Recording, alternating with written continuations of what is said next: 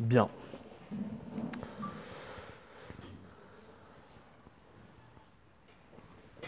Bon, alors vous accrochez un peu technique ce soir, le shiur. Pas trop. Hein. Dans la paracha de cette semaine, on a deux sujets, on va dire, qui ressortent. Qui peut me dire les deux sujets? Ouais. Plus exactement, l'enterrement de Sarah, Chazak. Ouais, oui, oui, oui. Ça, c'est inversé. Et le deuxième sujet, c'est de ça qu'on parle. Ça, c'était le premier. Et le deuxième, non, la semaine dernière. Le, le mariage de Yitzhak, Chazak. Il y a des Yitzhak là? Ça change rien. Alors, le rapport entre ces deux sujets, c'est ce qu'on va essayer de suivre comme malar, comme développement.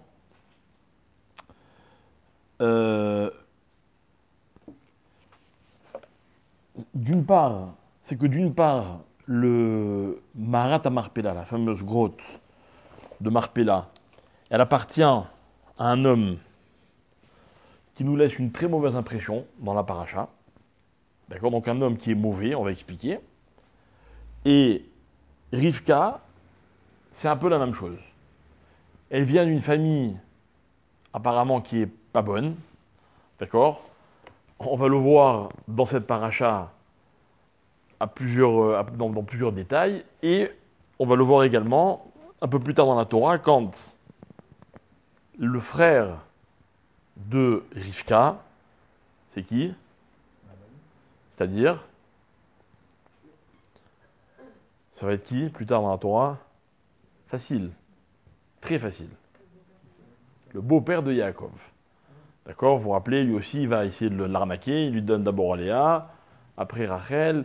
Ensuite, quand il s'agit de faire les comptes, il va essayer encore une fois de le voler. Bref. Donc, ce que je vais essayer d'expliquer, c'est comment les Havot, ils sont toujours allés chercher les choses essentielles de là où on s'attendrait le moins. Me'arat HaMarpela, c'est un endroit qui est d'une extrême importance pour les Juifs. Et à qui il appartient? À quelqu'un qui est à des milliers d'années-lumière de la dimension de Me'arat HaMarpela. Résultat, tout au long de l'histoire, que vont dire les nations du monde? Me'arat HaMarpela, ça n'appartient pas aux Juifs. Et je vais vous démontrer pourquoi les nations, elles sont convaincues que Me'arat HaMarpela n'est pas censé appartenir aux Juifs. D'accord? Deuxième point, Rivka. Rivka, elle va être la femme de Yitzhak. C'est-à-dire, Yitzhak, je ne sais pas si vous imaginez, c'est le summum. Avraham, Yitzhak, Yaakov, c'est les trois Avot. Il n'y a pas plus important dans l'histoire du peuple juif que les trois Avot.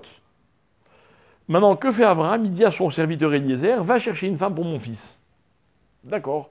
Eliezer, il dit, ok, je vais y aller. Mais tu sais, si jamais elle ne veut pas venir, alors quoi? C'est vrai. C'est vrai qu'il dit ça à Eliezer, mais il propose une autre solution. Il a fait. Le Midrash, il nous dit que Eliezer, il avait une fille. Pile l'âge de Yaakov. Enfin, je ne sais pas si c'était le même âge, mais en tout cas, ça aurait pu correspondre. Abraham, il dit non, surtout pas. Vous savez pourquoi il dit non, Abraham? Vous savez pourquoi il dit non? Terrible. Le Midrash, il dit, Abraham, il dit à Eliezer, toi, tu es maudit, et mon fils, il est béni. C'est pas possible. D'abord, c'est dur de dire ça. Mais c'est encore plus dur de comprendre comment la famille de Rivka, ils ne sont pas maudits. Ils sont 1000 fois pires que la famille de Eliezer. Donc, on va essayer de comprendre un peu tout ça. D'accord? Mais d'abord, on va essayer d'approfondir un peu l'histoire de Me'arat HaMarpela. Regardez comment ça se passe. Sarah est morte, premier sujet de la paracha, et Abraham connaît l'existence d'une grotte qu'il a connue comment? Il a fait. Dans le début de la paracha de la semaine dernière dans Vayera, quand Abraham reçoit les 3 malachim pour leur servir à manger, la Torah elle dit, il leur sert Ve'ala bakar ratz Abraham. Abraham littéralement court vers le bétail et il va ramener de là-bas la Torah elle dit un ben bakar, donc un animal. La Torah dit pourquoi les Chamim disent pourquoi Ve'ala bakar ratz Abraham, pourquoi il a couru chercher cet animal. C'est quoi la réponse? La réponse, vraiment vous la connaissez pas? Bravo. L'animal il s'est sauvé, ok? Il s'est sauvé. Abraham il a couru après cet animal et l'animal jusqu'où il l'a emmené? Jusqu'à Meharat Marpella. Et là, les Chamim ils disent, Abraham il rentre dans une grotte obscure. Et au moment où Abraham y rentre, tout s'éclaire. Et qu'est-ce qu'il voit là-bas, Abraham? 2 choses. Il voit que Adam et Chava ont été enterrés dans cette grotte. Et il voit la porte du Gan Eden. Tadadam. Non, j'ai une question. Le Gan Eden, il se trouve dans Meharat Marpella? Oui, le Gan Eden. C'est la porte seulement. Exactement. Attendez, c'est très très important. C'est que moi, quand j'étais petit, quand on m'a enseigné ça à l'école, je me dis, donc en fait, si on arrive à rentrer dans Meharat Marpella, au bout, on arrive au Gan Eden. C'est vrai. C'est logique, non, si on me dit que la porte, elle est là-bas. Et en fait, les Chaim, ils disent, j'ai étudié ça récemment, non, il n'y a pas marqué qu'il y a le Gan Eden là-bas. Il y a marqué qu'il y a la porte. Est-ce que c'est la porte? C'est quoi la porte? Non, mais c'est quoi une porte? Le concept porte, c'est quoi? Hein? Dites-moi, quand vous êtes dans l'épaisseur d'une porte, vous êtes dedans ou vous êtes dehors? Réponse. Hein? Ni l'un ni l'autre. Une porte, c'est comment dire, c'est un espace géographique, voilà, qui est indéfinissable. Il est ni ça, ni ça. Mais attention, il est pile entre les deux. Et ni l'un ni l'autre, ça ne m'intéresse pas. Parce qu'en disant ni l'un ni l'autre, j'ai rien dit. Mais en disant qu'il est pile entre les deux, j'ai dit beaucoup. J'ai dit qu'il est quoi? Il est et ça, et ça. Voilà ce que c'est une porte. Bref, je ne sais pas si on a le temps à la fin du cours, peut-être on y reviendra, sinon, Binader une autre fois. En tout cas, Abraham, il voit cet endroit absolument incroyable. On n'en parle plus. Lorsque sa femme décède, Abraham, il veut absolument l'enterrer là-bas. Alors la Torah, elle dit, il va Yakom Avraham Me'al Penemeto, il quitte littéralement son mort, d'accord, donc il va s'occuper de son enterrement, il va chez les Bénéchet, et il leur dit, pouvez-vous me donner à Chouzat Kever, genre il leur dit, il y a là-bas, il y a un terrain qui pourrait servir de cimetière, je voudrais vous l'acheter pour enterrer mon mort. Alors la Torah, elle dit, Vayanu Bénéchet. C'est qui Bénéchet? Bénéchet, c'est combien de personnes? C'est plusieurs. Voilà. Genre, il s'adresse à un peuple et le peuple lui répond. Il dit non, écoute, Nessi Elohim Ata Betochenu. Tu es le prince de Dieu, tu viens chez nous. Mais Mifrar Kevarenu Kevoremetecha, choisis. Tu enterres ton mort où tu veux. Il n'est pas question qu'on te le vende. Personne ne va discuter de l'endroit, à propos de l'endroit que tu choisiras. Alors, Abraham se prosterne, il fait tous les usages, etc. Et il leur dit, non. Moi, ce que je voudrais rencontrer Ephron. Et je voudrais que Ephron me vende la fameuse grotte qui est au bout de son champ. Mais attention, Abraham, il dit, Bekesef malei tenenali. Je veux l'acheter et la payer plein pot. Pas de cadeau.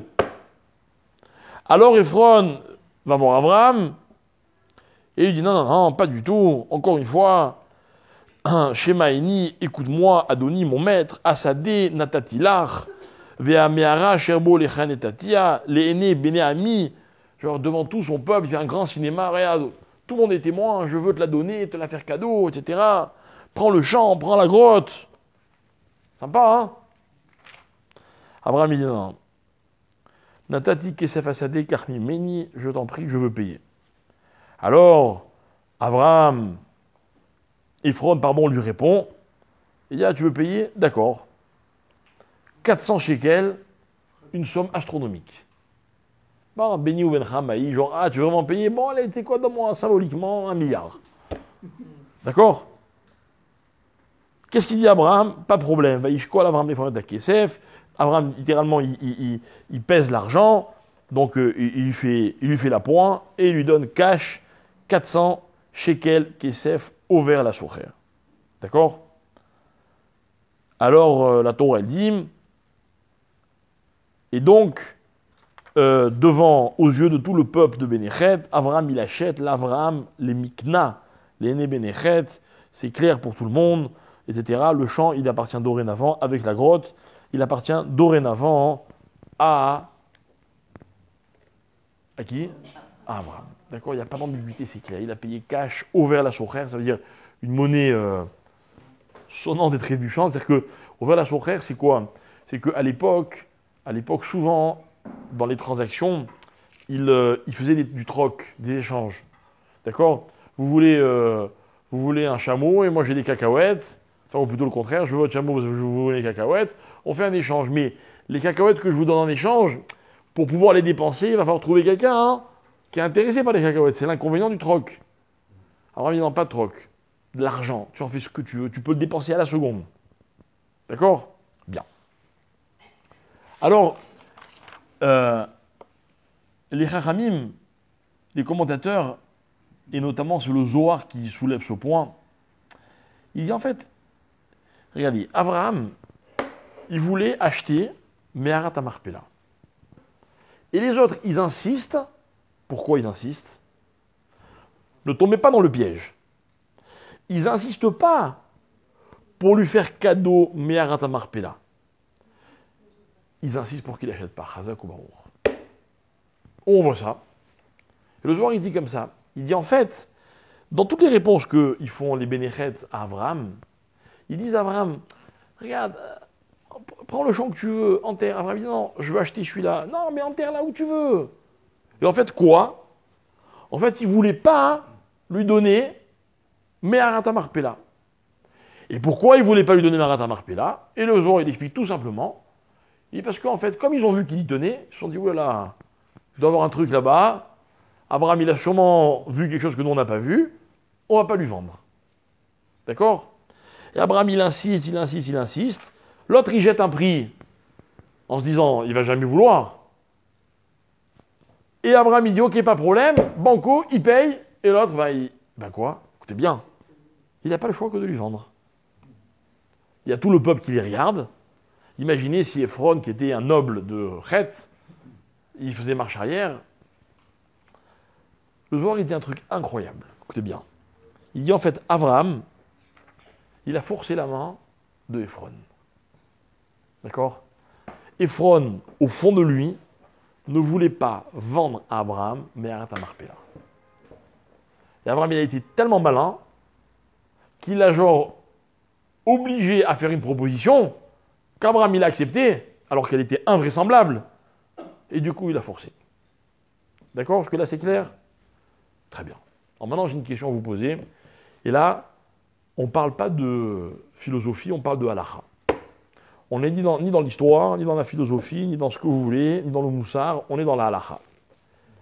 Pour une question, est-ce que j'ai le droit de forcer quelqu'un à me vendre quelque chose?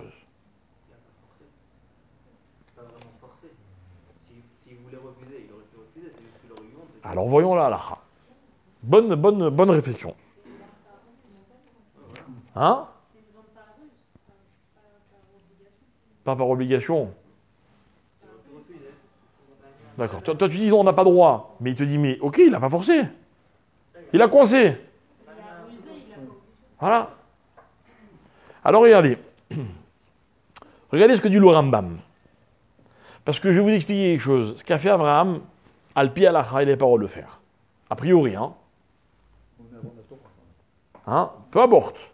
Peu importe. Abraham, il a toujours tout fait selon la Halacha. À part certaines choses très très précises dont la Torah elle parle, et il y a toujours des raisons. Mais normalement, Abraham, il a toujours fait selon la Halacha. Le Rambam, il dit comme ça. Alors, dans Ilchot Gezela, les lois du Gezel, Gezela va Aveda. D'accord, très intéressant. Le Rambam, il a mis ensemble les halachot qui concernent le vol et les trouvailles. D'accord? Et le Rambam, il dit comme ça. Dans Perek Aleph Halacha Yud, je précise, vous allez voir pourquoi. Le Rambam, il dit comme ça. Kol Amit Ave, c'est quoi Amit Ave? Tout celui qui désire, qui a envie, quoi? Beto, Oishto, Vekelav Shel Chavero. Il a envie il désire la maison, l'épouse, un objet qui appartient à son prochain. D'accord? Et toute autre chose qui pourrait lui acheter. C'est pour ça que le Rambam précise. Pas seulement la femme, toute chose qu'il pourrait lui acheter. D'accord? Qu'est-ce qu'il dit le Rambam? Kevan shechashav benibo er ikne davarze. Le simple fait que dans son cœur, je traduis littéralement, il pense, comment je pourrais lui acheter cette chose-là? Venifta libo badavar. Et littéralement, son cœur est désireux de cette chose. Avar belota c'est lo tit ave, lo tarmod. Il transgresse l'interdiction de la Torah dans laquelle qui nous dit tu n'en viras point. D'accord? Ve'en ta'ava ela balev bilvad. Et l'interdiction de désirer, elle est dans le cœur. C'est-à-dire que le simple fait de vouloir... attention, on ne parle pas de la jalousie. Vouloir, ça veut dire réfléchir comment je pourrais l'obtenir, comment je pourrais moi la posséder. C'est assourd. C'est le 10e commandement. On n'a pas parlé de vol encore. A priori, pourquoi le Rambam dit ça ici?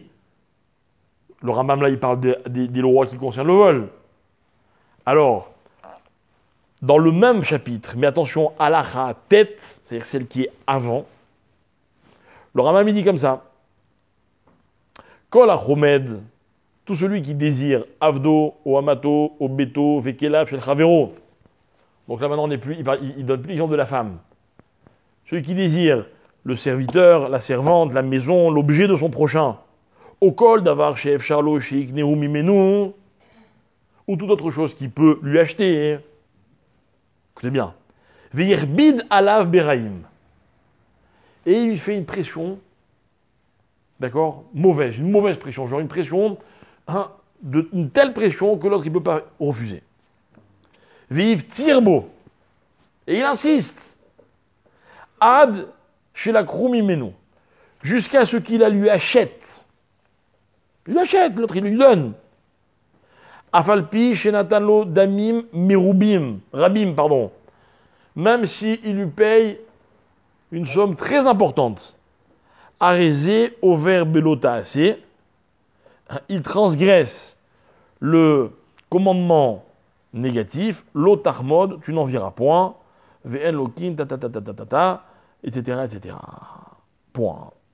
Alors, le Rambam, il dit deux choses. Il dit que celui qui réfléchit comment je pourrais acquérir ce que l'autre possède. Deuxièmement, celui qui passe à l'acte. C'est-à-dire, il paye. Il paye. Question, il a volé ou il n'a pas volé? Le Rambam, il ne dit pas. Qu'est-ce qu'il dit le Rambam? Il a transgressé un commandement négatif de la Torah. Vous allez me dire, alors? Maintenant, l'objet, il est à qui?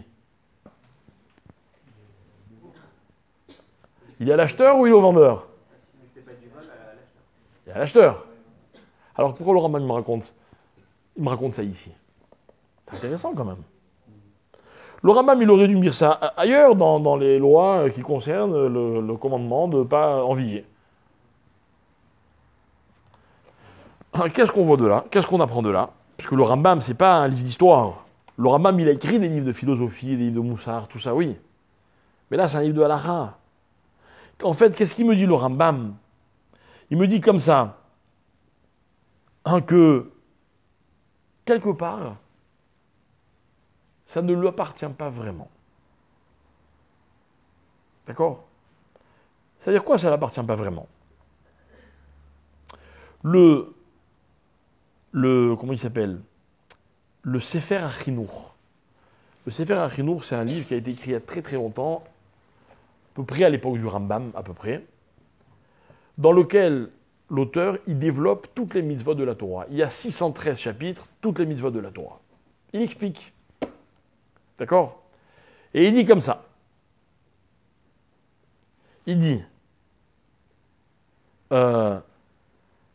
l'homme est averti que quand il force quelqu'un à lui vendre ce qu'il a envie, il doit savoir chez où Anaf Gezel. C'est quoi Anaf Gezel? Littéralement un dérivé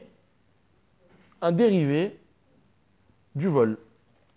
Alors mes chers amis, je ne suis pas là pour faire la police et pour dire est-ce que la Meharat Marpella, elle appartient bien à Abraham ou est-ce que la transaction n'aurait pas dû se faire.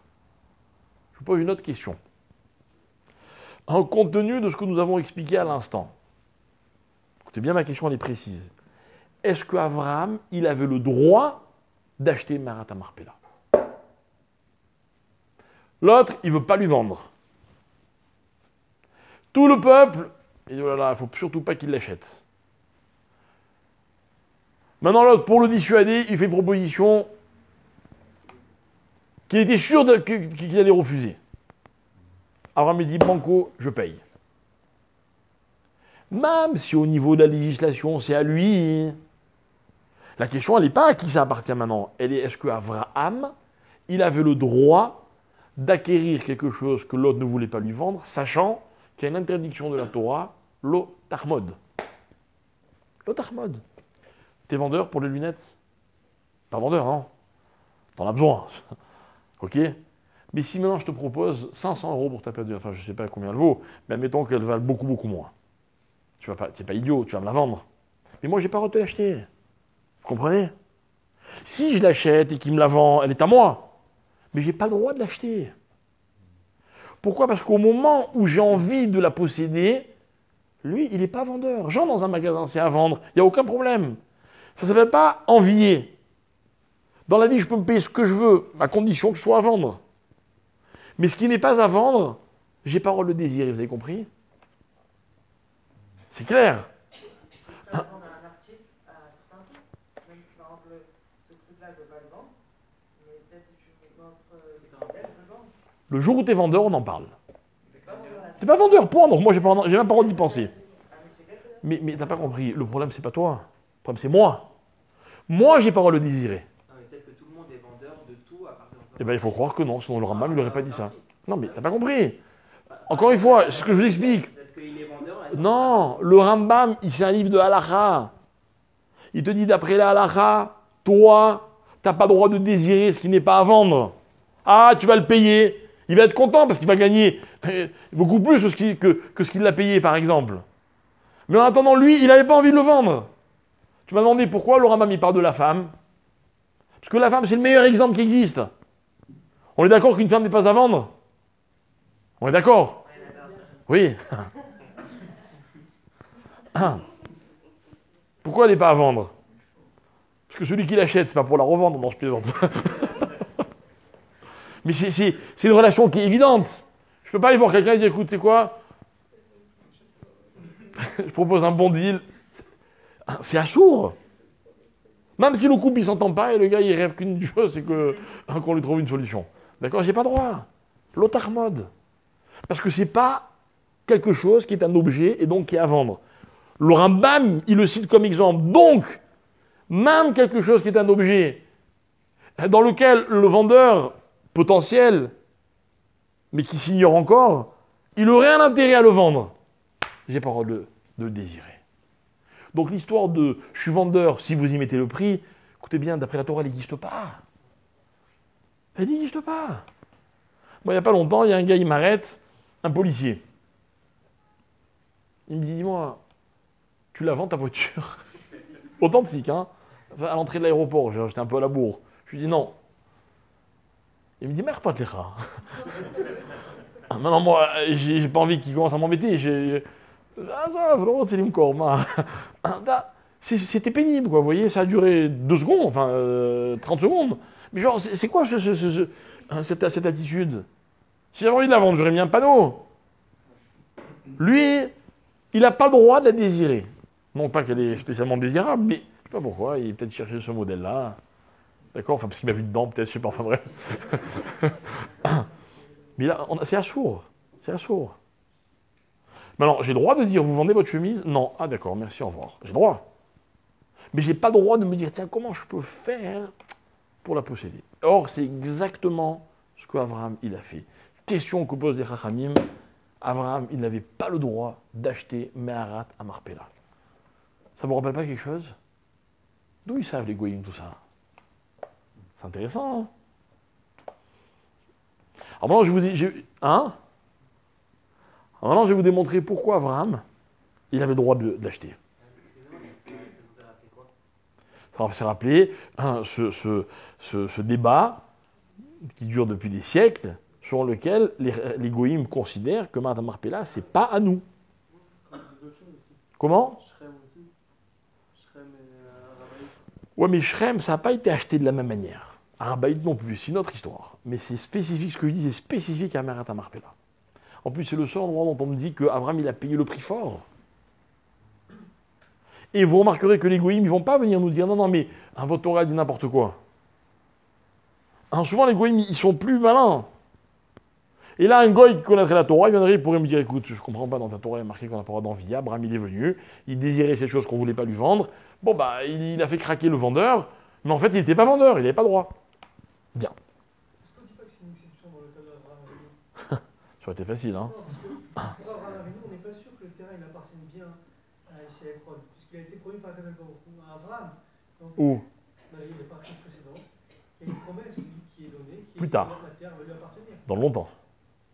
Pas ce jour-là. Est-ce que rétroactivement, il n'a pas le droit de la récupérer dès maintenant? Non. Mais il n'a pas reçu un ordre d'Hachem d'enterrer le... Non. Non. Ouais. Ouais. C'est très bien. On sait, on connaît la Kavana de Avraham. Ça n'empêche qu'il n'a pas le droit. La fin ne justifie jamais les moyens dans la Torah. Mais tous les Israël, Jacob, tous dans cet endroit-là. Une fois qu'il l'a acheté, d'accord. Mais avant de l'acheter, moi je me situe avant de l'acheter. Ça doit être Hachem qui doit être... Non. Ouais. C'est lui qui a découvert la Meharat Marpella et qui a dit je vais enterrer.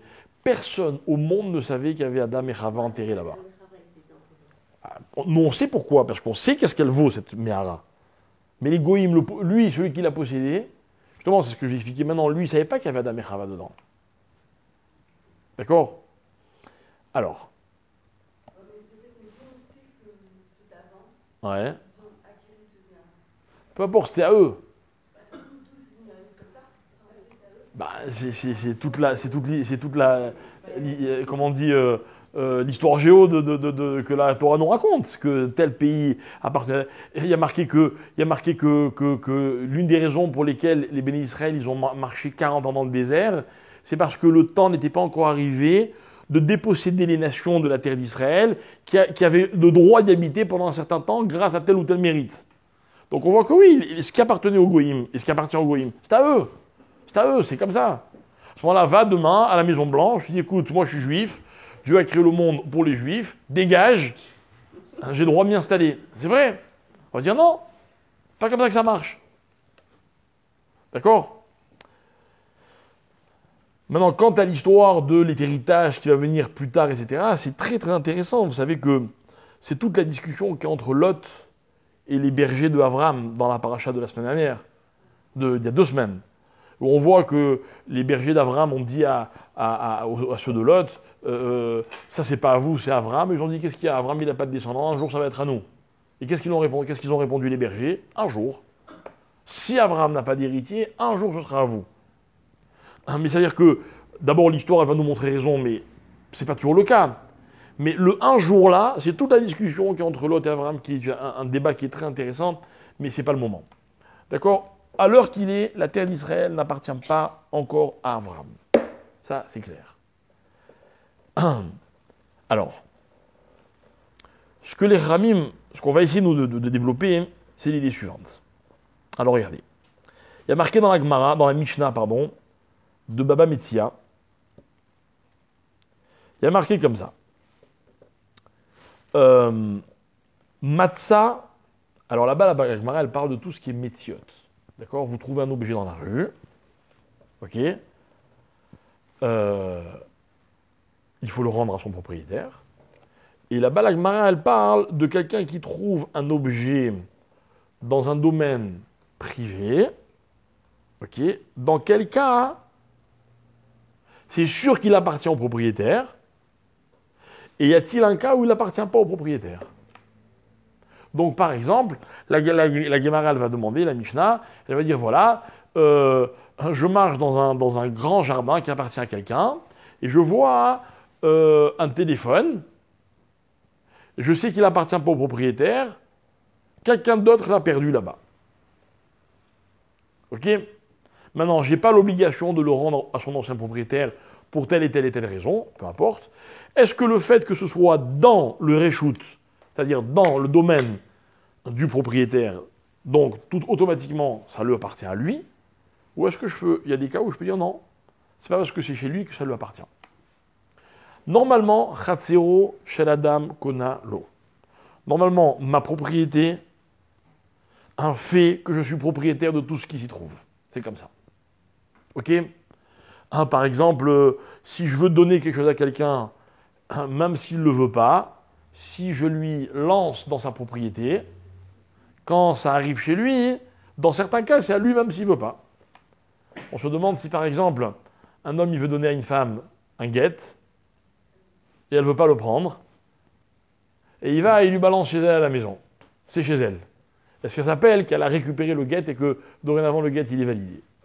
Vous voyez, c'est le problème qu'on se pose. Maintenant,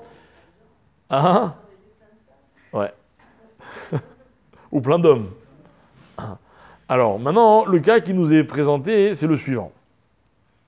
La Gemara, la Mishnah dit comme ça. Matzah, Begal, O ou Bekotel Yashan.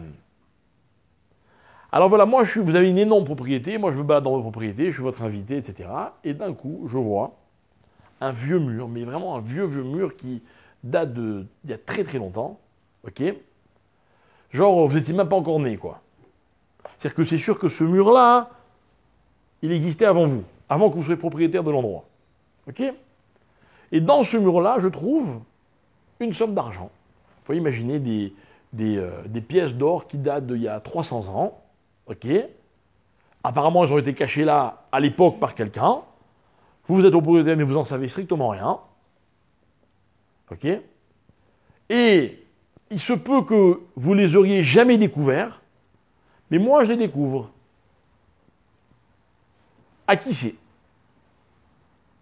Matzah, Begal ou Bekotel Yashan. Écoutez bien ce que la Mishnah elle dit. Are Elou Shelo. À qui ça appartient? À celui qui l'a trouvé. D'accord?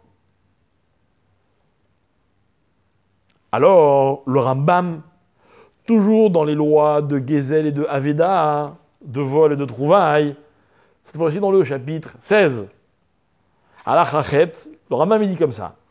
Ve'oil ve'chatzero sh'adam konalo shelo midato. Étant donné que la propriété d'un homme le rend propriétaire de ce qui s'y trouve, shelo midato, même s'il ne le sait pas. Lama lo ikne bala chatzerze amatmon shebetor akotel ayashan. Pourquoi on ne dit pas que cet objet de valeur qu'on a trouvé dans le vieux mur, pourquoi on ne dit pas qu'il appartient au propriétaire? Afalpi sheu shalamoraim, shelemorim, vetielo metziazo, les Baal HaChatzer.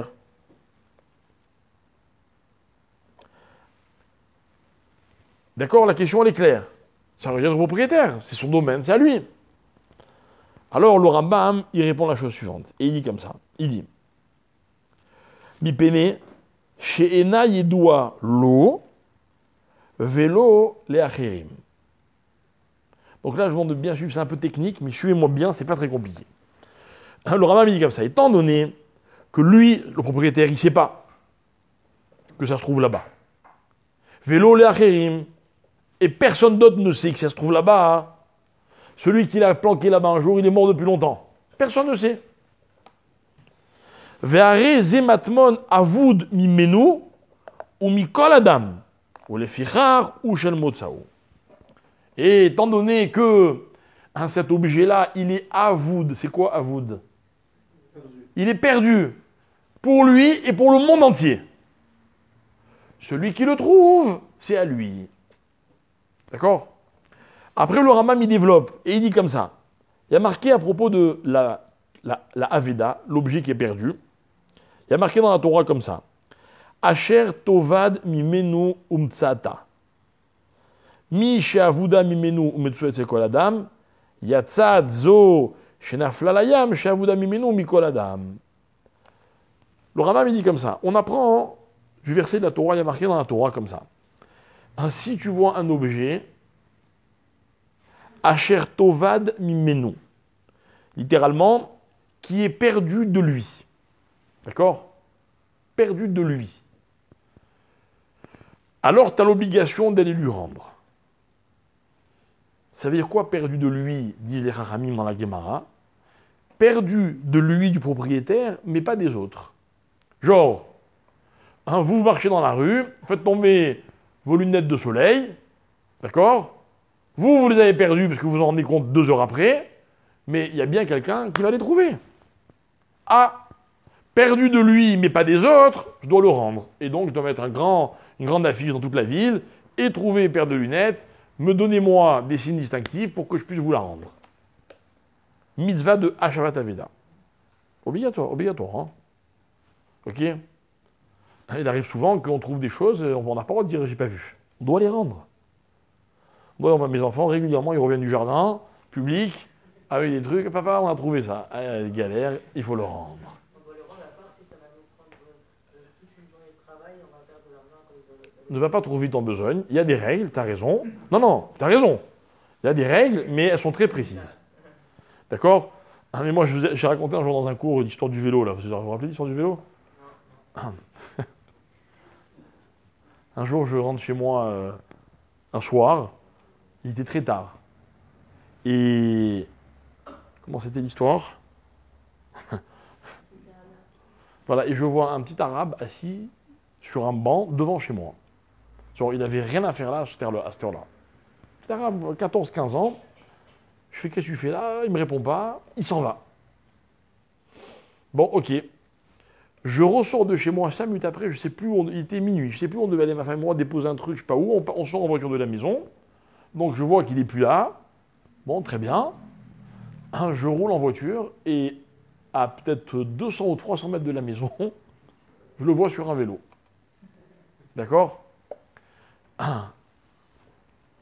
Très courageux, je descends de la voiture, et je l'arrête, je dis, dis-moi, il a toi le vélo? Et là, le gosse, il lâche le vélo, il se sauve en courant. Donc, lui, il s'est sauvé, et moi, je me retrouve avec le vélo. Et j'ai une mitzvah de la Torah de rendre ce vélo. Et attention, on est 2 jours avant Kippour. D'accord, je suis coincé. Il faut que je rende ce vélo maintenant. Maintenant, entre chez moi et là où j'ai trouvé, il y a, je sais pas moi, 25 numéros, 25 bâtiments. Comment je vais savoir où il a pris? D'accord? Bref, après, qu'est-ce qu'on a fait avec mes enfants? On a fait des papiers qu'on a fait photocopier, et je leur ai dit, allez les mettre dans tous les... dans tous les immeubles, vous mettez à l'entrée, vous allez scotcher. Ils sont allés, 1 heure après, on m'a téléphoné, ils ont téléphoné à la maison, oui, c'est nous le vélo, enfin, comment il est le vélo? Ils nous disent, voilà, voilà, c'était exactement celui-là, ok, venez prendre le vélo, on a fait la mitzvah de Hashavat Aveda. Mais la mitzvah de Hashavat Aveda, c'est une galère. C'est une galère. Je suis obligé de l'accomplir. D'accord? Maintenant, écoutez bien. Le Rambam, il vient de m'apprendre quelque chose. Il me dit, ce qui est perdu pour le propriétaire, mais qui n'est pas perdu pour les autres, je dois le rendre. Moralité. Ce qui est perdu pour le propriétaire et pour tous les autres, je ne suis pas obligé de le rendre. Par exemple, dit le Rambam, Zo, Shenafla, Layam. D'accord? Dans la mer, je fais de la plongée sous-marine, je trouve une paire de lunettes de soleil. D'accord? Maintenant, le propriétaire, c'est sûr que pour lui, elle n'existe plus, il l'a perdue. Il a fait une traversée en mer, et il a perdu ses lunettes, et il s'est dit, personne ne pourra jamais retrouver ces filles, elles seront enterrées dans la mer pour toujours. Et moi, par un concours de circonstances incroyable, je les trouve. Qu'est-ce que je dois en faire? Je peux les garder. Pareil dans la forêt. Tes questions, toi. Non, mais Rilan, Écoute-moi bien, mon Habibi. Je t'ai donné la règle. Avouda, l'école à Olam, tu n'es pas obligé de le rendre. D'accord? Je ne connais pas toutes les lois. Ok, la forêt, ça dépend où dans la forêt. Si c'est en plein milieu de la forêt amazonienne, oui, tu as raison. D'accord? Si c'est une forêt où tout le monde passe, non. D'accord? Bref, maintenant. Vous avez compris, on a découvert quelque chose de nouveau. Quoi? Que quand c'est Avoud, l'école Adam, je ne suis pas obligé de le rendre. C'est quoi je ne suis pas obligé de le rendre? C'est-à-dire qu'en fait, il n'y a pas de propriétaire. Un jour, il a été propriétaire, aujourd'hui, il n'y a plus de propriétaire. D'accord? Jusque-là, c'est clair? Très bien. Maintenant, vous allez voir comment c'est facile de comprendre l'attitude de Abraham. Tout à l'heure, je vous ai donné une piste. Je vous ai dit que personne au monde ne savait que Adam et Chava étaient enterrés là-bas. Personne au monde ne savait qu'il y avait là-bas la porte du Gan Eden. Le Zohar, il dit Ephron, Bénéchet, ne voulait pas vendre cette grotte obscure. Mais le Zohar, il continue, il dit, mais Abraham, tout à l'heure je vous l'ai dit, vous n'avez pas fait attention peut-être, quand il est rentré dans la grotte, tout s'est éclairé. Parce que cette grotte, elle n'a rien d'obscur. Alors, explique les Chachamim, ce que Ephron ne voulait pas vendre n'était pas du tout ce que Abraham voulait acheter. D'accord? Ça veut dire quoi? Ça veut dire que Abraham, à aucun moment, il a été chomed, il a désiré ce que Ephron possédait. Ce qu'il possédait, ça n'intéressait pas du tout Abraham. Mais ce que Ephron ne possédait pas, pourquoi il ne le possédait pas? Parce que c'était dans sa propriété, mais il ne le savait pas, et personne d'autre au monde ne le savait. C'est ça qu'Abraham voulait. Et ça, mes chers amis, ça ne s'appelle pas l'otarmod. Ce n'est pas ça l'interdiction de désirer quelque chose. Alors maintenant, on aurait pu s'arrêter là, mais on va la pousser un peu parce que l'idée, elle est magnifique. L'idée, c'est quoi? L'idée, c'est que dans la vie, on est souvent confronté à des forces émises par les autres où on ne sait pas d'où ça vient, qui nous empêchent de faire les choses. Ils nous empêchent. Et vous m'avez posé une question sans le vouloir, très profonde. Vous m'avez dit, mais c'est pas Hachem qui lui dit d'acheter Marat Marpella, mais si c'était Hachem qui lui avait dit d'acheter Marat Marpella, il n'y aurait pas eu de problème. Pourquoi? Parce qu'on n'aurait jamais eu de doute. Et la question que j'ai posée n'aurait pas existé. Mais mes chers amis, la question que j'ai posée, elle existe, même quand on y a répondu.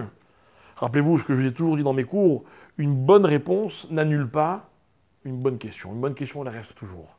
C'est quoi la question? La question, c'est dans quelle mesure Abraham a le droit de désirer ce qui appartient aux nations du monde? Dans quelle mesure, moi, juif, j'ai le droit de vouloir m'approprier ce que les nations possèdent? C'est vrai, pas une question. L'État d'Israël en avait le droit. Est-ce qu'on avait le droit? Il y a eu une guerre quand même. Mais si Hachem il avait voulu qu'on la possède, qu'est-ce qu'il aurait fait? il aurait écarté toutes les nations. D'accord? C'est rien pour lui. Vous savez ce que pose les Chachamim comme question? Ils disent, c'était rien pour Akadosh Baruch Hu de faire en sorte que Ephron devienne pauvre et qu'il ne désire qu'une chose, c'est de tirer quelques sous de cette grotte-là. Et comme ça, Abraham, tranquille, en détente, il serait venu, il aurait payé, peu importe la somme, c'est pas un problème d'argent, mais l'autre, il aurait voulu lui vendre. Non. Hachem, il a fait en sorte que l'autre, il était très riche. Il s'est dit, je ne vais pas me débarrasser d'une grotte que Abraham veut tellement. Et la réflexion, c'est là qu'elle se situe, mes chers amis. Quand j'ai envie de quelque chose, j'ai toutes les meilleures raisons du monde d'en avoir envie. Mais Hachem, il ne m'a pas dit que je devais le posséder. Alors, j'ai le droit de le posséder ou pas? Dans quelle mesure dans la vie j'ai le droit de me battre pour quelque chose, alors que j'ai aucune certitude qu'elle me revient de droit? Un jour, on est venu me demander, un jeune homme est venu me voir, il m'a dit, voilà, j'aimerais épouser telle jeune fille. Elle ne veut pas. Mais moi, je suis sûr qu'on est fait l'un pour l'autre. Mais c'est une question très sérieuse. Jusqu'où je dois aller pour essayer d'épouser? Mes amis, je vous mets au défi de répondre à cette question. Elle est insoluble. C'est une vraie question. C'est-à-dire que si Hachem il voulait que tu l'épouses, peut-être tu pourrais te dire, il aurait fait que je lui plaise au premier regard, et puis c'est tout, l'histoire est une autoroute. Non. Et on voit, mes chers amis, que tout ce que les Avot ont voulu, ils ont eu du mal à l'obtenir. Rappelez-vous l'histoire de Yaakov Avinu qui va traverser le fleuve pour aller récupérer des petits objets, et on se dit, enfin, il était rabbin, on ne dit pas du tout. Les tzadikim, ils sont attachés à ce qu'ils possèdent. Vous savez pourquoi? Parce qu'ils ont toujours payé le prix. Parce qu'on ne leur a jamais fait de cadeau. Parce que tout ce qu'ils possèdent, ils l'ont obtenu dans la difficulté. Parce que si c'était facile, on n'aurait pas de preuve que les choses, quand on les a acquises, elles sont vraiment à nous. Quand on s'est fatigué pour quelque chose, c'est sûr qu'il y a nous. Mais le problème, c'est quoi? C'est qui a dit qu'on a le droit de se fatiguer? Qui a dit qu'on a le droit de désirer ce qu'on n'arrive pas à obtenir facilement? Évidemment, il est vendeur. Tu me dis, voilà, moi, je te vends tout ce que tu veux. Juste mets le prix. Ok. Au moins, c'est clair. Mais je suis sûr qu'on a tous des choses dont on n'a pas envie de se séparer, quel que soit le prix que les autres sont prêts à nous payer. Sauf s'ils exagèrent. Mais s'ils exagèrent, ils m'auront forcé la main. Eh bien, ils n'ont pas le droit de le faire. Et à la base, on aurait pu penser qu'Abraham, il n'avait pas le droit de le faire. Mais l'idée qui est super intéressante, c'est qu'Abraham, il se rend compte qu'au contraire, ce pourquoi les autres veulent l'empêcher d'arriver à ses fins, ne correspond pas du tout à ce que lui, au fond, il veut acquérir. Et donc, si vous voulez, on est dans un cas type de halakha qui est un peu entre les deux. On est dans un cas où c'est, si moi je ne le récupère pas, voilà comment je vais un peu actualiser l'expression. Je vais dire, si moi j'en profite pas, personne n'en profitera jamais. Du coup, la question elle est inversée. J'ai le droit de laisser passer. Voilà la question que se pose Abraham. Et réponse d'Abraham, il va aller, il va insister, il va faire pression, et il va finir par acquérir. Et il aura raison, il aura eu raison d'insister et de tout faire pour posséder cette chose-là. Ok? Alors, comment?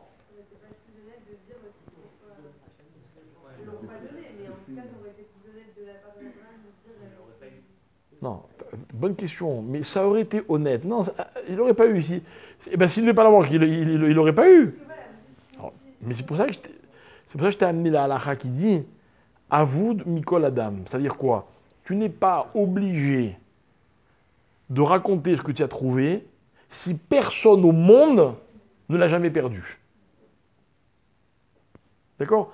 C'est une question intéressante. Imaginez-moi, j'achète un terrain à Jérusalem. Je creuse pour me construire une maison et je trouve des trésors archéologiques. D'après la halakha, est-ce que je suis obligé d'aller en informer les autorités? C'est une vraie question. D'après ce que je viens de dire, on dirait que non. Bon, après, il y a des lois que je suis obligé de respecter dans un pays. Mais la question elle est intéressante. personne n'aurait jamais su que c'était là. À moins que vous me disiez, ah non, un terrain, un jour ou l'autre, c'est sûr qu'on aurait creusé, et que si c'est pas toi, quelqu'un d'autre l'aurait trouvé. Ok, vous voyez, hein, l'histoire, elle est plus vaste que ce qu'on pourrait penser. Ok. Le champ, le champ, Le champ quoi? il n'y a pas le droit d'acheter le champ. La grotte, d'accord, mais le champ. Ah, c'est une bonne question. C'est une très bonne question ce que vous posez. Et c'est vrai que les Khamim, ils se demandent, alors, et le champ? Et en fait, Abraham, il a réalisé que le champ, que la grotte, il ne pouvait pas la posséder sans le champ. Vous ne pouvez pas accéder sans le champ. Voilà. D'accord? Parce qu'a priori, après on rentre dans des problèmes encore plus compliqués. Est-ce que ce qui est sous un champ appartient au champ? D'accord?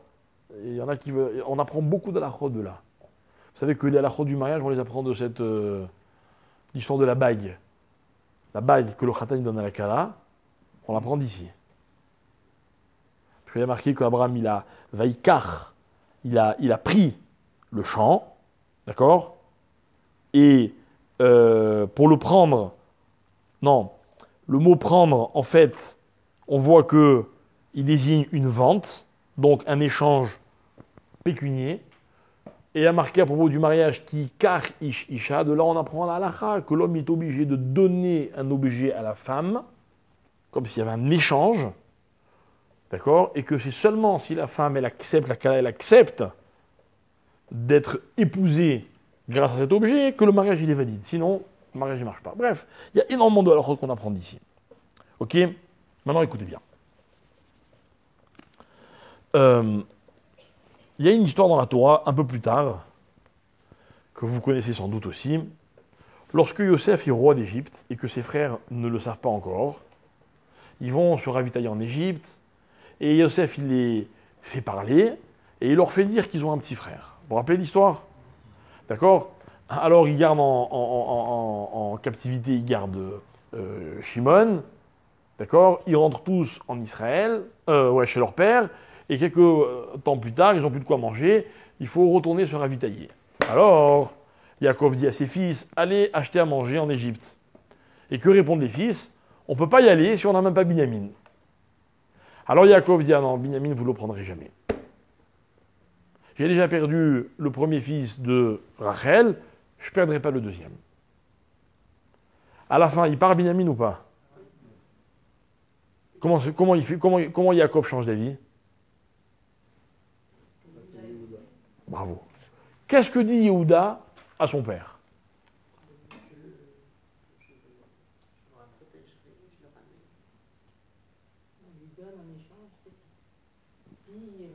Il se porte garant. D'accord? Il est à rêve. Et comme tu dis, il dit voilà, hein, prends mes fils à la place. Et Yaakov, il accepte. Tout le monde demande, mais c'est quoi l'histoire?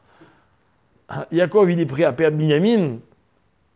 Et en échange, s'il perd Binyamin, alors Yehuda, il va perdre ses fils aussi. Qu'est-ce qu'on a gagné? On ajoute une Sarah à une Sarah. Tout le monde demande quel est le mécanisme.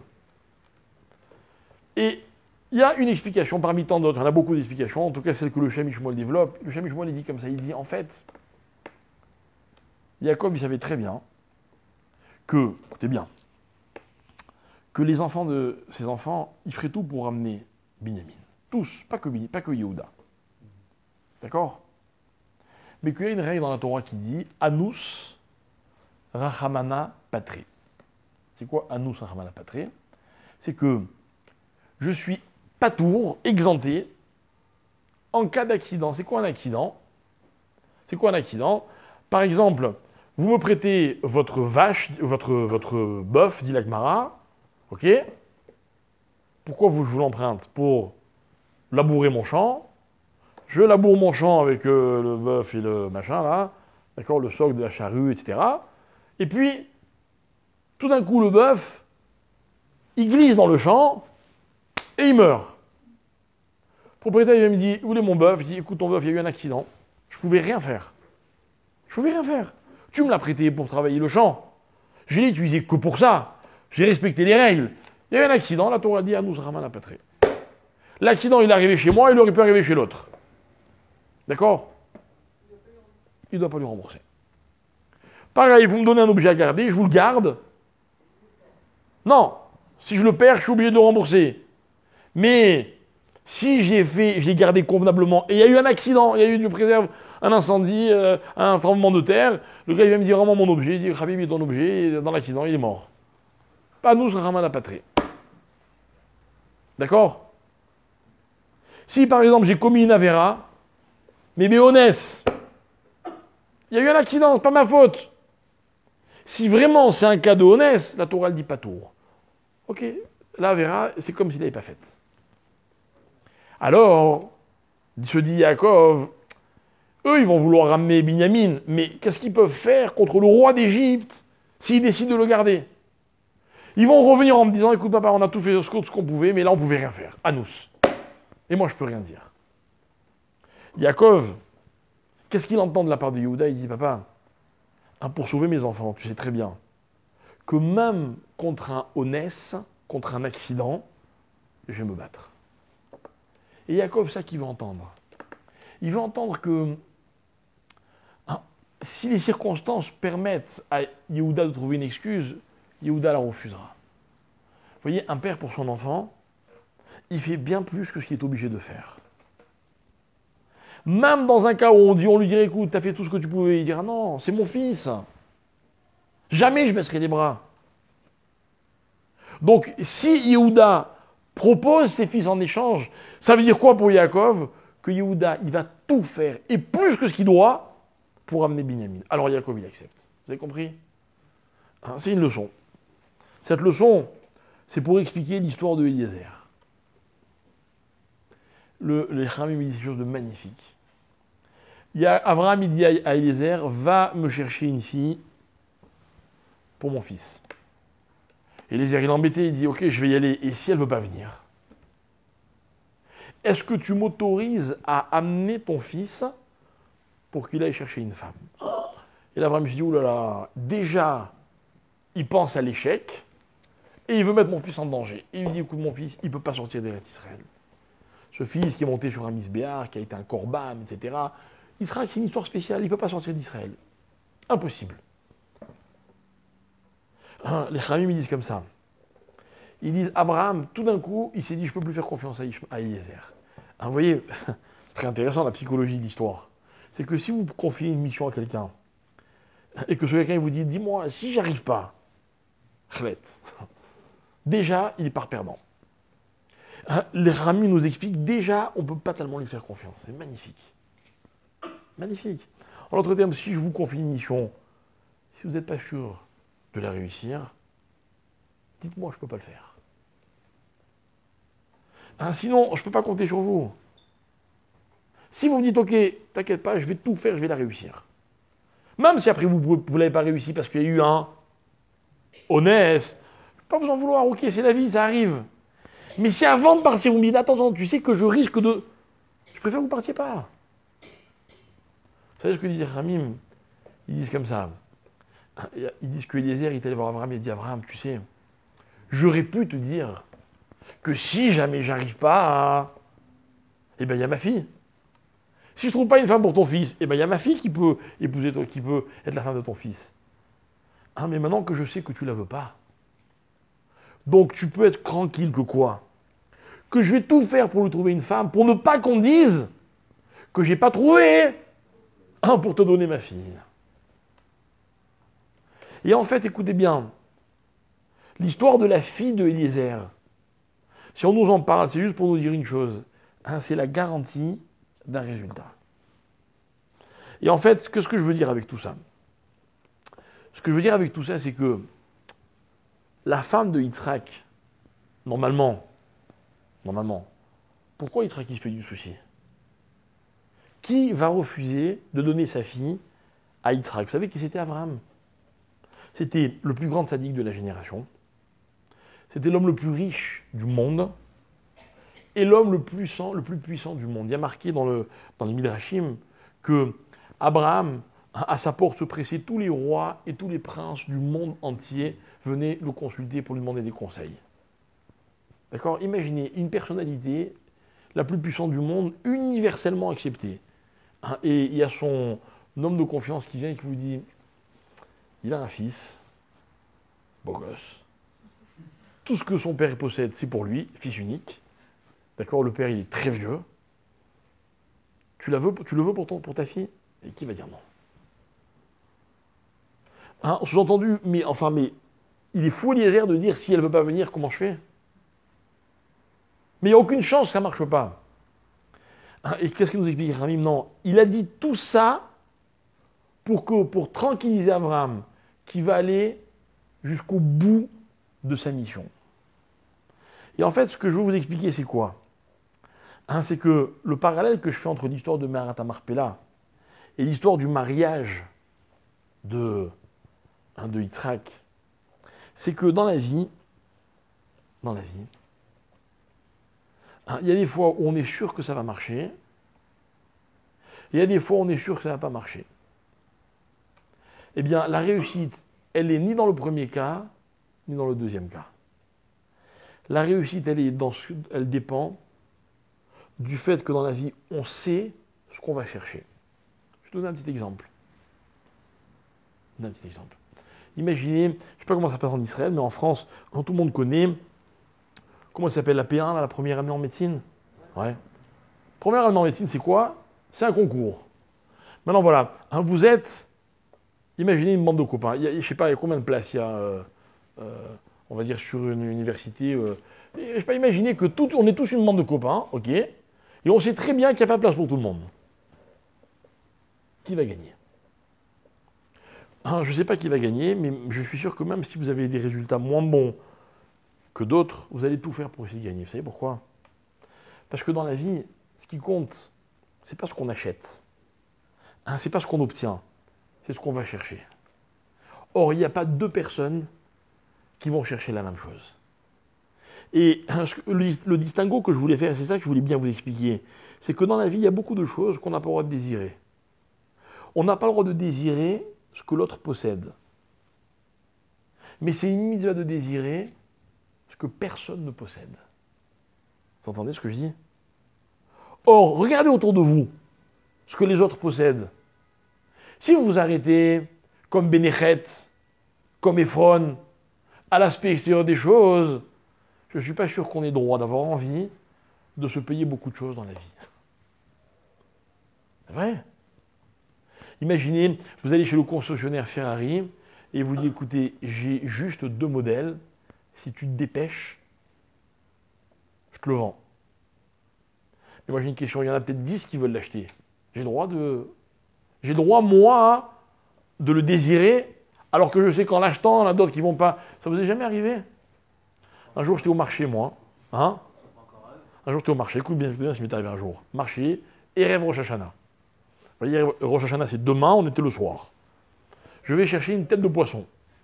Tête de poisson, Erev Rosh Hashanah, au marché, la guerre. D'accord? Je tombe sur un marchand de poissons, il y a une tête de poisson, une merveille. Une merveille! D'accord? Je lui dis au poissonnier, je dis, elle la vend? Il me dit oui. Combien? Il me dit un prix cher, hein, genre, je ne me rappelle plus combien c'était, mais genre, je crois que c'était 150 shekels la tête de poisson. Ça, l'histoire, elle a au moins 20 ans.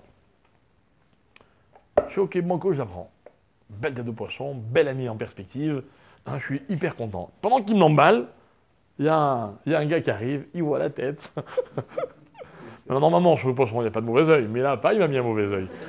Il me dit, il dit, combien tu la vends? Il dit, non, il l'a déjà acheté. Le type se retourne, il me dit, combien tu veux? Non, il me dit, combien tu l'as payé? Ah non, à l'israélienne. Combien tu l'as payé? Je lui dis, 150 shekels. Il me dit, je t'offre le double. Je lui dis, non, ton argent, le triple. J'arrête. Je ne peux pas la vendre.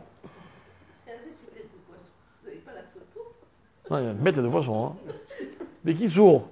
J'insiste, il insiste et tout. Je dirais, c'est pas tranquille, je ne la vends pas. Ok? Je pars avec ma tête de poisson, tout content, j'arrive à la maison. Maintenant, à la maison, il y avait des invités. Il y a un invité qui dit, tu sais quoi, tu devrais la cuire de telle façon, elle sera magnifique. Elle a écouté le conseil, la tête, elle est sortie, explosée. Il n'y avait plus de tête de poisson. Il n'y avait plus de tête de poisson. D'accord? Maintenant, si j'étais tunisien, je me dirais, celui-là, il m'a mis un œil, machin, etc. Ok? Mais la question, elle est plus profonde que ça. Peut-être j'aurais dû la lui laisser. Est-ce que j'ai le droit d'emporter quelque chose? Vous allez me dire, mais j'ai acheté le premier, c'est vrai. Alors vous savez quoi? C'est pas Gezel. Pas Gezel. Mais moi, je me suis dit comme ça. Je me suis attaché à l'aspect extérieur de la tête du poisson, comme n'importe qui d'autre pourrait s'y attacher. Mais dans la vie, ça, c'est pas vouloir positivement. Vouloir positivement, c'est quand dans la vie, je veux quelque chose que personne d'autre ne veut. Et vous ne pouvez pas imaginer le nombre de domaines dans la vie dans lesquels personne ne veut exactement la même chose. Vous savez, on dit que dans la Torah, il n'y a pas de jalousie. Lui, il en connaît plus, moi, j'en connais moins. C'est une jalousie qui est autorisée. Pourquoi? Parce que la Torah, ce n'est pas un savoir. Parce que moi, j'ai envie de savoir plus de Torah que lui. C'est quoi plus de Torah que lui? C'est pas pour épater la galerie. Parce que si j'en sais plus que lui, ce que ça va m'apporter, ça n'a rien à voir avec ce que ça lui apporte à lui. C'est deux histoires qui n'ont rien à voir. Par contre, pourquoi la Torah, par exemple, elle dit tu ne peux pas envier la femme de ton prochain? Pourquoi elle précise la femme? C'est logique. La femme de mon prochain, à moins de la lui voler, ou de commettre une faute, ou bien d'avoir vraiment un sale esprit, de pousser à la faute, comment je peux imaginer qu'elle peut m'appartenir? Non, si tu t'arrêtes à ce qui est désirable pour n'importe qui, tu es dans la faute. Parce qu'entre lui et sa femme, la relation qu'il y a, elle est unique. Personne d'autre ne peut avoir cette relation. Alors ne rentre pas là-dedans. Ne rentre pas là-dedans. Mais si au contraire, ce que les autres possèdent, moi, j'y vois complètement autre chose. Mais attention, là le décalage, il est acceptable que si l'un, il est complètement bloqué sur l'aspect matériel, et que moi, je suis uniquement focalisé sur l'aspect spirituel. Là, j'ai droit de désirer quelque chose. Et c'est exactement ce qu'Abraham, il a demandé. Alors, dans l'histoire du peuple juif, pour parler de Me'arat HaMarpela, parce que c'est le sujet de la semaine, ok, qu'est-ce qu'il y a de particulier dans Me'arat HaMarpela? C'est que tout le monde veut se l'approprier. Mais personne ne la veut pour les mêmes raisons que nous. Donc il n'est pas question qu'on lâche l'affaire. Mais vous savez quoi? Je vais être sympa. Je comprends pourquoi les autres, ils aimeraient nous empêcher de la posséder. Parce qu'ils sentent bien qu'il y a quelque chose qui les dépasse complètement. Et c'est tout le victoire, toute la discussion entre Abraham et Ephron. Ephron, il n'a aucune raison de ne pas la vendre. Comme il a dit tout à l'heure, il veut gagner de l'argent. Tout le monde veut de l'argent. Non mais je dis, si Abraham, il la veut tellement, ça cache sûrement quelque chose. Alors qu'est-ce que je dis à Abraham? Il se dit, mais même si je lui laisse, il ne pourra jamais découvrir ce que cette grotte, elle contient vraiment. D'accord? Alors je crois que c'est un peu ça l'histoire de la porte. C'est ce que c'est une porte? Une porte, c'est ni complètement dedans, ni complètement dehors, mais un peu les deux à la fois. Une porte, c'est une opportunité dans la vie qui n'appartient qu'à celui qui va ouvrir la porte. Si un jour je vois une porte chez vous que vous n'avez aucune intention d'ouvrir, j'ai peut-être le droit de vous forcer de me la vendre. Parce que moi, je vais entretenir une autre histoire avec elle, je vais ouvrir cette porte-là. La porte du Gan Eden qu'il y a dans Me'arat HaMarpela, il n'y a que les Juifs qui peuvent comprendre qu'est-ce que ça veut dire.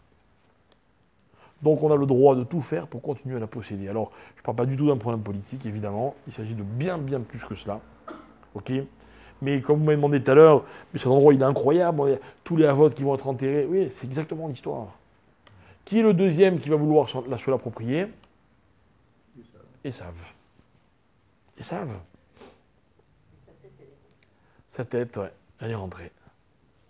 Mais, c'est ce qu'on vient de dire, d'accord? Mais chez nous, c'est pas une histoire de tête. La tête, elle représente l'aspect intellectuel des choses. Mais l'attachement que nous, on a avec cette chose-là, il est beaucoup plus qu'intellectuel. C'est un attachement qui dépasse de loin tout ce que les nations elles peuvent imaginer. Voilà pourquoi c'est à nous. Je voulais vous dire que dans la vie, c'est comme ça, il faut savoir qu'est-ce qu'on veut vraiment. Il faut toujours trouver que ce que l'on peut acquérir n'a rien à voir avec ce que les autres peuvent acquérir. D'accord? Et que quand on a un but dans la vie, quand on recherche quelque chose qui nous est vraiment intime, alors c'est un désir qui est positif. Quel que soit le support de ce désir-là. Ok? C'est une leçon qu'on peut mettre en facteur commun dans beaucoup de domaines de la vie. Et je crois que c'est un petit peu ce que la Torah voulait nous raconter à propos d'Abraham et de cette transaction, de ces tractations qu'il y a entre entre Abraham et Bénéchet. Excusez-moi, une petite question. Non. Vous m'avez demandé quelque chose. On n'a pas le droit de montrer certaines choses qu'on vient d'acquérir, de peur pas parce qu'on a peur de l'œil, mais de peur que les autres désirent ce que j'ai. Et faire désirer les autres quelque chose que j'ai, peut-être que c'est pas bien. À suivre. Alors regarde, il y a une règle qui dit comme ça. L'ifné hiver, l'otiten mirchol. Ne mets pas un obstacle devant celui qui est aveugle. Ça veut dire, tu ne peux pas tendre un piège à quelqu'un si c'est sûr qu'il va tomber dedans. Si toi, tu possèdes un objet et tu sais qu'en l'exposant, tout le monde va en avoir envie. Et qu'en ayant envie, ils vont commettre une faute, puisque ils vont transgresser un commandement négatif de la Torah. Tu n'as pas le droit de les mettre dans cette situation. D'accord? Ça s'appelle en hébreu les règles de la tzniut. C'est quoi la tzniut? De ne pas montrer aux autres ce qu'ils vont désirer alors qu'ils n'ont pas le droit de le désirer. Ok? Voilà. Shavuot tov, bonne semaine.